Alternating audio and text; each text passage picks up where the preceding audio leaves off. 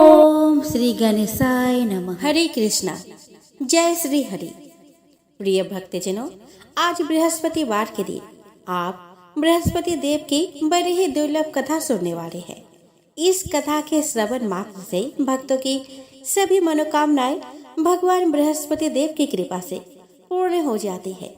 तो आइए आज गुरुवार के दिन हम सब पूरी श्रद्धा एवं प्रसन्नचित्त मन से इस कथा का श्रवण करें। दोस्तों, भारतवर्ष में एक प्रतापी और दानी राजा राज्य करता था। वह नित्य गरीबों और ब्राह्मणों की सहायता करता था। यह बात उसकी रानी को अच्छी नहीं लगती थी। वह ना ही गरीबों को दान देती और ना ही भगवान का पूजन करती थी और राजा को भी दान देने से मना किया करती थी। एक दिन राजा शिकार खेलने वन को गए हुए थे तो रानी महल में अकेली थी। उसी समय बृहस्पति देव साधु वेश में राजा के महल में भिक्षा के लिए गए और भिक्षा मांगी। रानी ने भिक्षा देने से इनकार किया और कहा कि हे साधु महाराज, मैं तो दान पुण्य से तंग आ गई हूँ। मेरा पति सारा धन लुटाते रहते हैं। मेरी इच्छा है कि हमारा धन नष्ट हो जाए, फिर ना रहेगा बांस और ना बजेगी बांसुरी। साधु ने कहा कि देवी, तुम तो बड़ी विचित्र हो।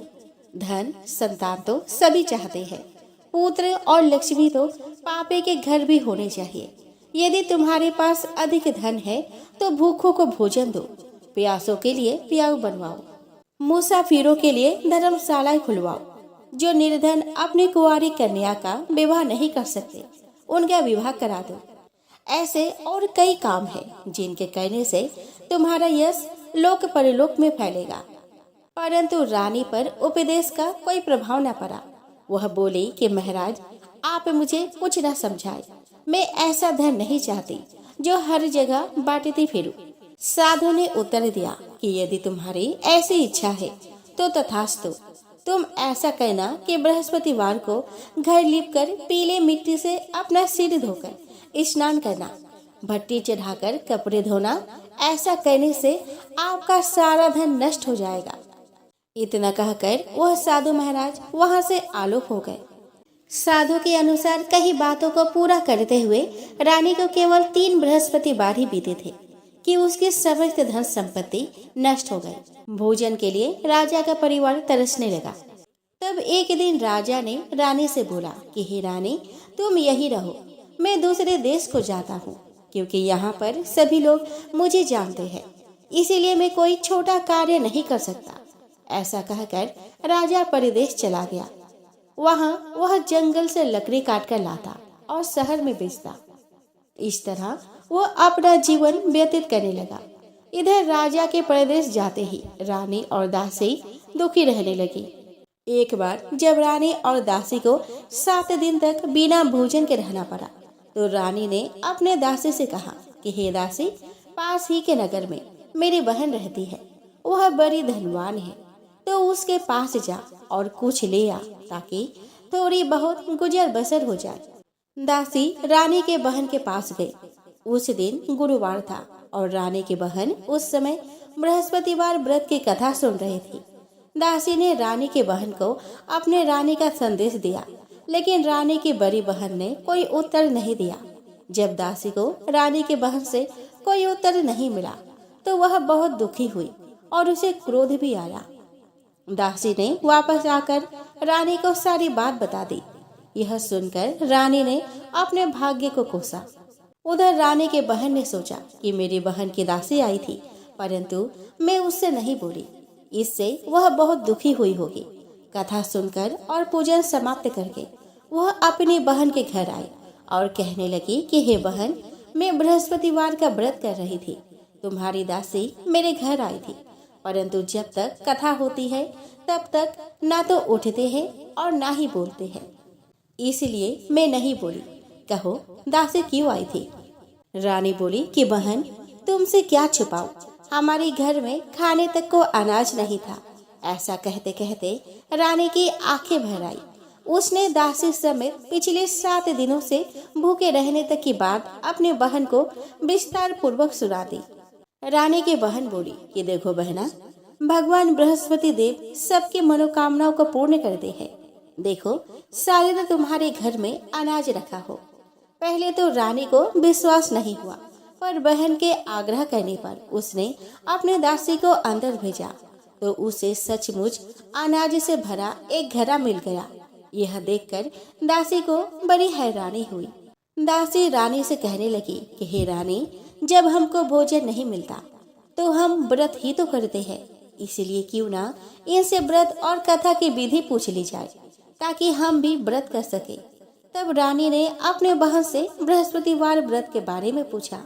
उसकी बहन ने बताया कि बृहस्पतिवार के व्रत में चने की दाल और मुनक्का से विष्णु भगवान का केले के जड़ में पूजन करे तथा दीपक जलाए, व्रत कथा सुने और पीला भोजन ही करे। इससे बृहस्पति देव प्रसन्न होते हैं। व्रत और पूजन विधि बताकर रानी की बहन अपने घर को लौट गई। 7 दिन बाद जब गुरुवार आया तो रानी और दासी ने व्रत रखा। गौरसाल में जाकर चना और गुड़ लेकर आई, फिर उससे केले की जड़ तथा विष्णु भगवान का पूजन किया। अब वे पीला भोजन कहाँ से लाए, इस बात को लेकर दोनों बहुत दुखी थे। चूँकि उन्होंने व्रत रखा था, इसीलिए बृहस्पति देव उससे प्रसन्न थे। वे एक साधारण व्यक्ति का रूप धारण कर 2 थालों में सुंदर पीला भोजन दासी को दे गए। भोजन पाकर दासी प्रसन्न हुई और फिर रानी के साथ मिलकर भोजन ग्रहण किया। उसके बाद वे सभी गुरुवार को व्रत और पूजन करने लगी। बृहस्पति भगवान की कृपा से उनके पास फिर से धन संपत्ति आ गई, परंतु रानी फिर से पहले की तरह आलस्य करने लगी। तब दासी बोली कि देखो रानी, तुम पहले भी इस प्रकार आलस्य करती थी। तुम्हें धन रखने में कष्ट होता था, इस कारण सभी धन नष्ट हो गया, और अब जब भगवान बृहस्पति की कृपा से धन मिला है तो तुम्हें फिर से आलस्य होता है। रानी को समझाते हुए दासी कहती है कि बड़ी मुसीबतों के बाद हमने यह धन पाया है, इसीलिए हमें दान पुण्य करना चाहिए, भूखे मनुष्य को भोजन कराना चाहिए और धन को शुभ कार्यों में खर्च करना चाहिए, जिससे तुम्हारे कुल का यश बढ़ेगा, स्वर्ग की प्राप्ति होगी और पितृ प्रसन्न होंगे। दासी की बात मानकर रानी अपना धन शुभ कार्यों में खर्च करने लगी, जिससे पूरे नगर में उसका यश फैलने लगा। एक दिन राजा दुखी होकर जंगल में एक पेड़ के नीचे आसन जमाकर बैठ गया। वह अपनी दशा को याद करके व्याकुल होने लगा। बृहस्पतिवार का दिन था। एकाएक उसने देखा कि निर्जन वन में एक साधु प्रकट हुए। वह साधु वेश में स्वयं बृहस्पति देवता थे। वे लक्कड़हारे के सामने आकर बोले कि हे लक्कड़हारे, इस सुनसान जंगल में तू चिंता मग्न क्यों बैठा है? लक्कड़हारे ने दोनों हाथ जोड़कर प्रणाम किया और उत्तर दिया कि महात्मा जी, आप सब कुछ जानते हैं, मैं क्या कहूँ। यह कहकर वह रोने लगा और साधु को अपनी आत्मकथा सुनाई। महात्मा जी ने कहा कि तुम्हारी स्त्री ने बृहस्पतिवार के दिन बृहस्पति भगवान का निरादर किया था, जिसके कारण रुष्ट होकर उन्होंने तुम्हारी यह दशा कर दी। अब तुम चिंता को दूर करके मेरे कहने पर चलो तो तुम्हारे सभी कष्ट दूर हो जाएंगे और भगवान पहले से भी अधिक संपत्ति देंगे। तुम बृहस्पतिवार के दिन कथा किया करो। 2 पैसे के चने मुनक्का लाकर उसका प्रसाद बनाओ और शुद्ध जल से लोटे में शक्कर मिलाकर अमृत तैयार करो। कथा के पश्चात अपने सारे परिवार और सुनने वाले प्रेमियों में अमृत व प्रसाद बांटकर आप भी ग्रहण करो। ऐसा कहने से भगवान तुम्हारी सब मनोकामनाएं पूरी करेंगे। साधु के ऐसे वचन सुनकर लक्कड़हारा बोला कि हे प्रभु, मुझे लकड़ी बेचकर इतना पैसा नहीं मिलता जिससे भोजन के उपरांत कुछ बचा सकूं। मैंने रात्रि में अपनी स्त्री को व्याकुल देखा है। मेरे पास कुछ भी नहीं जिससे मैं उसकी खबर मांग सकूं। साधु ने कहा कि हे लक्कड़हारे, तुम किसी बात की चिंता मत करो। बृहस्पतिवार के दिन तुम रोजाना की तरह लकड़ियां लेकर शहर को जाओ। तुमको रोज से 2 गुना धन प्राप्त होगा, जिससे तुम भली भांति भोजन कर लोगे और बृहस्पति देव की पूजा का सामान भी आ जाएगा। इतना कहकर साधु अंतर्ध्यान हो गए। धीरे धीरे समय व्यतीत होने पर फिर वही बृहस्पतिवार का दिन आया। लक्कड़हारा जंगल से लकड़ी काटकर किसी शहर में बेचने गया। उसे उस दिन और दिन से अधिक पैसा मिला। राजा ने चना गुड़ आदि लाकर गुरुवार का व्रत किया। उस दिन से उसके सभी कलेश दूर हो गए। परंतु जब दोबारा गुरुवार का दिन आया तो वह बृहस्पतिवार का व्रत करना भूल गया। इस कारण बृहस्पति भगवान नाराज हो गए। उस दिन उस नगर के राजा ने विशाल यज्ञ का आयोजन किया। शहर में यह घोषणा करा दी कि कोई भी मनुष्य अपने घर में भोजन ना बनाए, न आग जलावे। समस्त जनता मेरे यहाँ भोजन करने आवे। इस आज्ञा को जो ना मानेगा उसे फांसी की सजा दी जाएगी। इस तरह की घोषणा संपूर्ण नगर में करवा दी गई। राजा के आज्ञा अनुसार शहर के सभी लोग भोजन करने गए, लेकिन लकड़हारा कुछ देर से पहुंचा। इसीलिए राजा उसको अपने साथ घर लिवा ले गए और ले जाकर भोजन करा रहे थे तो रानी की दृष्टि उस खूंटी पर पड़ी जिस पर उसका हार लटका हुआ था। वह वहां पर दिखाई नहीं दिया। रानी ने निश्चय किया कि मेरा हार इस मनुष्य ने चुरा लिया है। उसी समय सिपाहियों को बुलाकर उसको कारागार में डलवा दिया गया। जब लकड़हारा कारागार में पड़ गया और बहुत दुखी होकर विचार करने लगा कि ना जाने कौन से पूर्व जन्म के कर्म से मुझे यह दुख प्राप्त हुआ है, और उसी साधु को याद करने लगा जो कि जंगल में मिला था। उसी समय तत्काल बृहस्पति देव साधु के रूप में प्रकट हुए और उसकी दशा को देखकर कहने लगे कि अरे मूर्ख, तूने बृहस्पति देव की कथा नहीं करी, इस कारण तुझे दुख प्राप्त हुआ है। अब चिंता मत कर। बृहस्पतिवार के दिन कारागार के दरवाजे पर 4 पैसे परे मिलेंगे। उनसे तू बृहस्पति देव की पूजा करना, तेरे सभी कष्ट दूर हो जाएंगे। बृहस्पतिवार के दिन उसे 4 पैसे मिले। लकड़हारे ने कथा कही और उसी रात्रि को बृहस्पति देव ने उस नगर के राजा को स्वप्न में कहा कि हे राजा, तुमने जिस आदमी को कारागार में बंद कर दिया है वह निर्दोष है, वह राजा है, उसे छोड़ देना। रानी का हार उसी खूंटी पर लटका है। अगर तू ऐसा नहीं करेगा तो मैं तेरे राज्य को नष्ट कर दूंगा।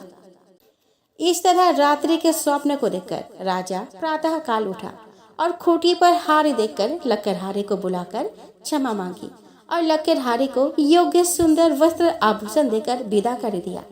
बृहस्पति देव की आज्ञा अनुसार लकड़हारा अपने नगर को चल दिया। राजा जब अपने नगर के निकट पहुंचा तो उसे बड़ा आश्चर्य हुआ। नगर में पहले से अधिक बाग, तालाब, कुएं और बहुत सी धर्मशाला, मंदिर आदि बन गई है। राजा ने पूछा कि यह किसका बाग और धर्मशाला है। तब नगर के सब लोग कहने लगे कि यह सब रानी और बांदे के है। तो राजा को आश्चर्य हुआ और गुस्सा भी आया। जब रानी ने यह खबर सुनी कि राजा आ रहे हैं तो उन्होंने बांदे से कहा कि हे दासी, देख राजा हमको कितनी बुरी हालत में छोड़ गए थे। हमारी ऐसी हालत देखकर वह लौट न जाए, इसीलिए तू दरवाजे पर खड़ी हो जा। आज्ञा अनुसार दासी दरवाजे पर खड़ी हो गई। राजा आए तो उन्हें अपने साथ लिवा लाई। तब राजा ने क्रोध करके अपने रानी से पूछा कि यह धन तुम्हें कैसे प्राप्त हुआ। तब उन्होंने कहा कि हमें यह सब धन बृहस्पति देव के इस व्रत के प्रभाव से प्राप्त हुआ है। राजा ने निश्चय किया कि 7 रोज बाद तो सभी बृहस्पति देव का पूजन करते हैं, परंतु मैं प्रतिदिन 3 बार कहानी और रोज व्रत किया करूंगा। अब हर समय राजा के दुपट्टे में चने की दाल बंधी रहती और दिन में 3 बार कहानी कहता। एक रोज राजा ने विचार किया कि चलो अपने बहन के यहाँ हो आवे। इस तरह निश्चय कर राजा घोड़े पर सवार हो अपने बहन के यहाँ चलने लगा। मार्ग में उसने देखा कि कुछ आदमी एक मुर्दे को लिए जा रहे हैं। उन्हें रोककर राजा कहने लगा कि अरे भाइयों, मेरी बृहस्पति देव की कथा सुन लो। वे बोले कि लो, हमारा तो आदमी मर गया है और इसको अपनी कथा की पड़ी है। परंतु कुछ आदमी बोले कि अच्छा कहो, हम तुम्हारी कथा भी सुनेंगे।